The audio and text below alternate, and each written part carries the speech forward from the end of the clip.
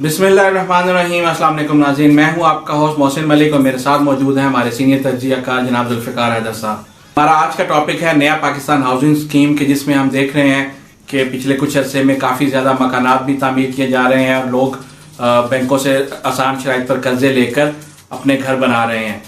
तो जी जुल्फ़िकार साहब, आप क्या समझते हैं, ये कैसी स्कीम है? मोहसिन साहब, बहुत अच्छी स्कीम है ये। इसमें बिल्कुल ये क्रेडिट जाता है अगर खान साहब ने ये इरादा किया है कि वो 50 लाख मकानात जो है बेघर अफराद में या 1 करोड़ जॉब जो है वो क्रिएट करना चाहते हैं, और काफ़ी हद तक ये इस प्रोजेक्ट के ऊपर अब अमल दरामद शुरू हो भी गया है। लेकिन मोहसिन साहब, मुझे इसमें अभी भी कुछ ऐसा लगता है कि खान साहब को कुछ ज़्यादा करना चाहिए था, जिससे जो है आम आदमी, जो गरीब आदमी है, जो असल बेघर अफराद हैं, जो नहीं खरीद पा रहे, उनके लिए शायद मुझे इस कानून में मोहसिन साहब कुछ अभी भी कमियां कोताहियां नज़र आती हैं। इसकी तरफ अगर हुकूमत ध्यान दे तो ज़्यादा बेहतर होगा। आपको क्या लगता है वो कौन सी कमियां कोताहियां हैं कि जिसकी वजह से बेहतरी आ सकती है मजीद?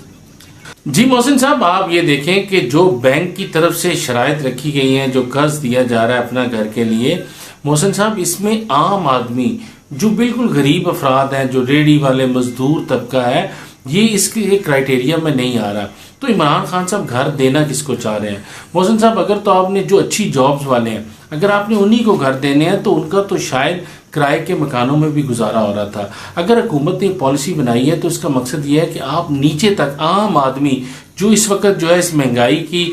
तूफान में या इस चक्की में पिस रहा है, उसके लिए जो है वो आसानियाँ पैदा की जाए। तो इसके लिए शायद हुकूमत को, आप देखें कि हर शख्स जो है वो कोई अच्छी जॉब नहीं कर रहा, किसी अच्छे दफ्तर में नहीं है कि उसकी सैलरी जो है उसके जो बैंक अकाउंट में आए या उसके पास स्टेटमेंट हो, या कोई बहुत अच्छा कारोबार को हर शख्स नहीं कर रहा। तो इसके लिए अगर हुकूमत थोड़ी सी तब्दीली कर ले अपने कानून में, आप बैंकों को, स्टेट बैंक जो है एक पॉलिसी जारी करे कि मोहसिन साहब, अगर कोई भी पाकिस्तानी शहरी जो है वो एक मकान में किराए पे रह रहा है, अगर उसके पास किराया नामा है और वो पिछले 2 साल से जो है अपना किराया बाकायदगी से अदा कर रहा है, तो उस किराए नामे के ऊपर, उस स्टाम्प के ऊपर भी बैंक जो है अगर उसको कर्जा दे दे और हुकूमत इसकी गारंटी दे, तो यकीनन मोहसिन साहब नीचे तक आम आदमी जो है वो भी ये कर्ज लेकर अपने घर का मालिक बन सकता है, अपना ख्वाब पूरा कर सकता है। और अगर वो 2 साल से जब अपना किराया अदा कर रहा है तो उसके लिए कोई मसला नहीं होगा बैंक की किस्त अदा करना। आप ये देखें कि एक शख्स जो है पिछले 5 साल से अगर वो किराया अदा कर रहा है तो मोहसिन साहब वो अपने घर का मालिक नहीं होता, लेकिन जब वो बैंक को किस्त अदा करेगा तो वो यकीनन 5, 10 या 15 साल के बाद उसी घर में जिसमें वो रह रहा है उसका मालिक बन जाएगा। तो शायद बहुत कम ऐसे केसेस होंगे जिसमें लोग जो है बैंकों को किस्तें अदा नहीं करेंगे, वरना हर शख्स जो है किस्त जरूर अदा करेगा जैसे वो किराया अदा करता है। आपका ये पॉइंट तो बहुत अच्छा है और एक जज्बाती लिहाज से अगर देखा जाए तो ये बिल्कुल ठीक बनता है कि अगर बैंक जो है वो किरायानामा के ऊपर कर्ज दे दें। लेकिन हम देखते हैं कि बैंकों की जो शराइत हैं, बैंक कभी भी इस तरह बगैर कोई चीज़ गिरवी रखे कोई इतना बड़ा कर्ज नहीं दे सकते जिसमें कि 6 मिलियन तक का जो है वो कर्ज दे रहे हैं। तो मेरा नहीं ख्याल कि ये प्रैक्टिकल हो सकेगा बैंकों के लिए। मोहसिन साहब, बैंक तो पहले भी कर्जा नहीं दे रहे थे आम आदमी को। अगर हुकूमत ने उनको कहा है या स्टेट बैंक ने पॉलिसी बनाकर दी है बैंक्स को, तो ये उन्हीं के कहने पे हो रहा है। अगर हुकूमत ये गारंटी दे दे तो शायद आप देखें कि आम आदमी जो अपने घर का मालिक बन सकता है। और इसमें बैंक गारंटी के तौर पर वो जो भी जिस घर में रह रहे हैं उसके डॉक्यूमेंट्स उसको ना दिए जाए, आप उससे किस्त वसूल करते रहे, और जिस दिन वो अपना सारी किस्तें अदा कर देता है, बैंक को क्लियर कर देता है, तो उसके बाद वो मकान के डॉक्यूमेंट्स जो है उस मालिक को दे दिए जाए। तो ये बहुत बड़ी गारंटी है। जी, ये आपकी तजवीज़ जो है काबिले गौर लाई जा सकती है, उसके ऊपर अमल किया जा सकता है। क्योंकि अक्सर बैंक में भी हम देखते हैं कि जो गाड़ियाँ लीज करवाई जाती हैं उसमें भी इसी तरह होता है कि गाड़ी 5 साल तक बैंक के नाम पे रहती है। जब पूरी किस्तें अदा कर दी जाती हैं तो तब उनके नाम पर गाड़ी ट्रांसफ़र की जाती है। जुल्फ़िकार साहब, आप क्या समझते हैं, अगर हुकूमत ये कर दे तो इससे क्या जो मसले मसाइल हैं वो ख़त्म हो जाएंगे और हर बंदा अपना घर ले सकेगा?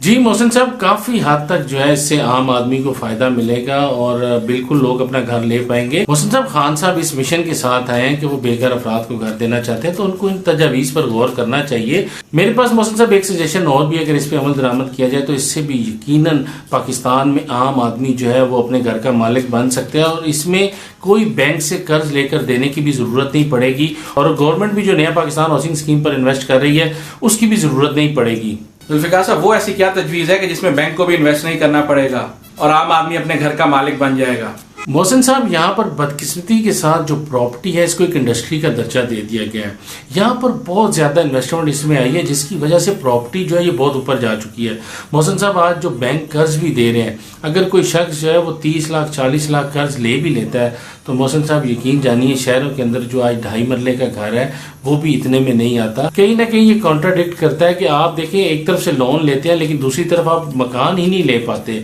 तो अगर हुकूमत, मोहसिन साहब, चूंकि इमरान खान साहब 3 साल का वक्त पूरा कर चुके हैं, इनके पास सिर्फ 2 साल का अरसा जो है वो रह गया है, इसमें अगर ये एक पॉलिसी बना दें और ये प्रॉपर्टी के अंदर जो है कानून बना दिया जाए कि जो भी शख्स है, जो भी पाकिस्तानी शहरी है, वो पाकिस्तान के अंदर 2 या 3 से ज़ायद घर नहीं ले सकता। एक घर जो है वो उसके आबाई इलाके गांव में और एक जो है वो शहर के अंदर, या ज़्यादा से ज़्यादा 2। मोहसिन साहब, जब आप ये काम कानून बना देंगे तो आप यकीन जानिए कि इस वक्त पाकिस्तानी कौम जो है ये ज़्यादा पैसा जो है प्रॉपर्टी में इन्वेस्ट करके किरायों के ऊपर जो है वो डिपेंड कर रही है। आसान तरीके से पैसा कमाया जाता है,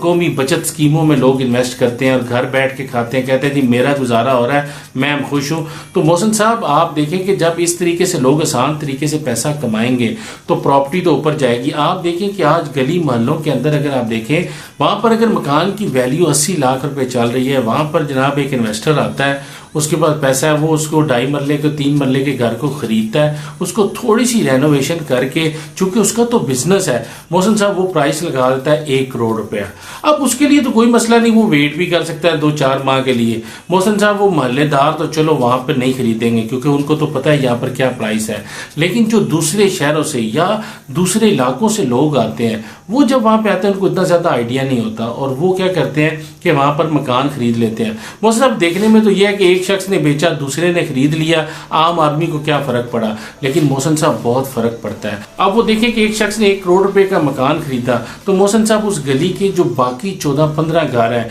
या उसकी बैक की जो गलियों के लोग हैं, वो सब भी अपने मकानात की कीमत जो है वो 1 करोड़ कर देते हैं। वो कहते हैं जी हमारी गली में फरोख्त हुआ है तो लिहाजा आज से हमारा भी घर 1 करोड़ का है। इस तरीके से प्रॉपर्टी जो है वो आसमानों पर पहुंच चुकी है और गरीब आदमी आज बैंक से कर्ज लेकर भी जो है अपना मकान नहीं खरीद पा रहा। करप्शन का पैसा है, जो सरकारी मुलाजमीन है, सियासतदान है या हमारे इलाकों के जो करप्ट अनासर हैं, आप देखें कि एक एक शख्स के बहुत ज़्यादा मकानात और प्लाट आपको मिलेंगे जब आप ये कानून बनाएंगे। तो आप जब ये करप्शन का पैसा बाहर आएगा, कुछ आपके लोग टैक्स नेट में आएंगे, तो ऑटोमेटिकली गवर्नमेंट जो है ये फाइनेंशियली भी इनकी पोजीशन बेहतर होगी। और इसके लिए मोहसिन साहब को टाइम फ्रेम दे दिया जाए, यानी 4 या 6 महीने का एक कलील अरसे में आप कहें जी कि हर शख्स जो है वो 2 या 3 मकान, जो भी आप कानून बनाते हैं उसके अलावा जितने भी हैं आप सेल कर दें। और इसमें कोई भी आप अपनी औलाद के लिए भी नहीं ले सकते जब तक कि वो शादीशुदा नहीं हो जाती। तो ये चूंकि मोहसिन साहब एक नेक कॉज है, हुकूमत ये चाहती है, उसका मिशन भी है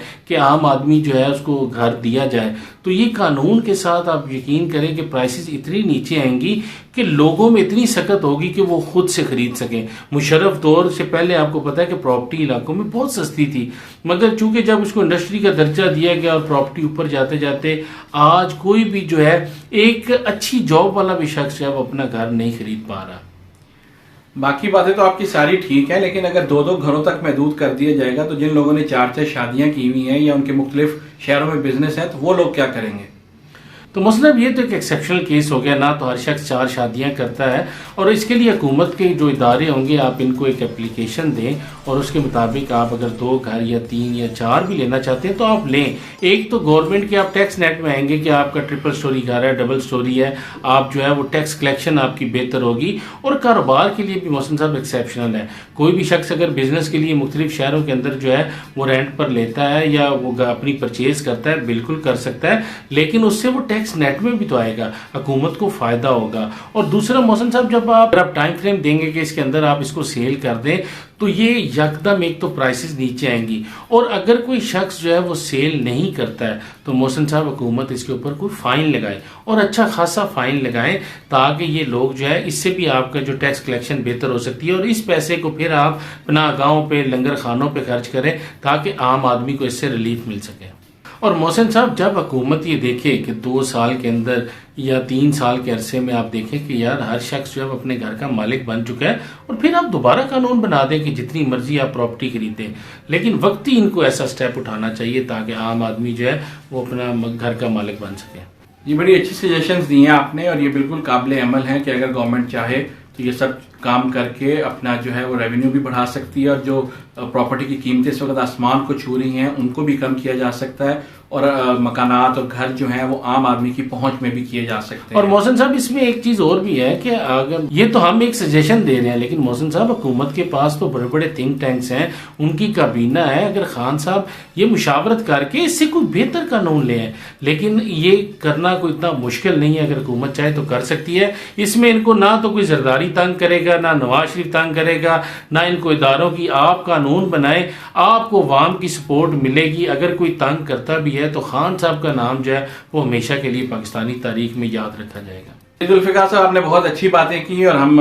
इस प्रोग्राम के तवसत से हुकूमत से अपील करेंगे कि अगर वो इन बातों के ऊपर कुछ गौर करें और इस तरफ तवज्जो दें, तो इस वक्त जो प्रॉपर्टी के गुब्बारे में हवा भरी हुई है इसको निकाला जा सकता है या इसको नीचे लाया जा सकता है, ताकि आम आदमी जो है वो इससे फायदा उठा सके। उम्मीद करते हैं आपको हमारा आज का भी ये प्रोग्राम पसंद आया होगा। इसके साथ ही अपने मेजबान मोहसिन मलिक को आज के प्रोग्राम से इजाजत दें। अल्लाह हाफिज।